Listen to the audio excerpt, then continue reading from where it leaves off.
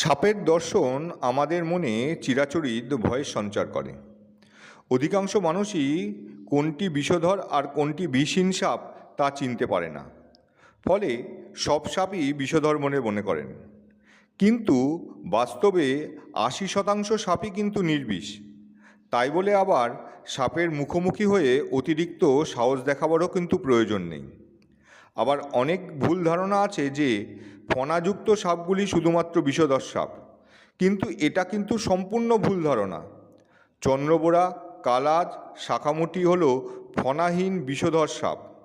সাপ কিন্তু খাদ্যকে পিছু নিয়ে কারোর বাড়িতে প্রবেশ করে, কিন্তু বার হবার রাস্তা না পেয়ে বা ঠান্ডা পরিবেশ পেয়ে তারা কিন্তু সেখানেই আশ্রয় নেয়।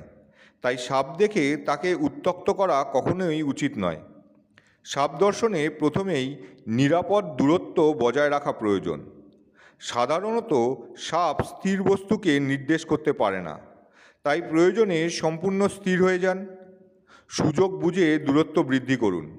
আর ঘরের মধ্যে যদি সাপ ঢুকে থাকে, তবে পশ্চিমবঙ্গ বন বিভাগ, পশ্চিমবঙ্গ বিজ্ঞান মঞ্চ সহ অনেক সংস্থা আছে যাদের খবর দিলে আপনার বাড়ি থেকে এসে এরা সাপ উদ্ধার করে নিয়ে যাবে এবং তারা কিন্তু প্রকৃতিতে ছেড়ে দেবে।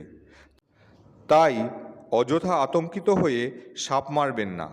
মাথা ঠান্ডা রাখুন, সতর্ক থাকুন, সমাধান কিন্তু পেয়ে যাবেন। আমাদের ভিডিও যদি ভালো লেগে থাকে অবশ্যই লাইক দেবেন এবং এরকম শিক্ষামূলক ভিডিও আরও পেতে হলে আমাদের চ্যানেলটি সাবস্ক্রাইব করবেন। সবাই ভালো থাকবেন।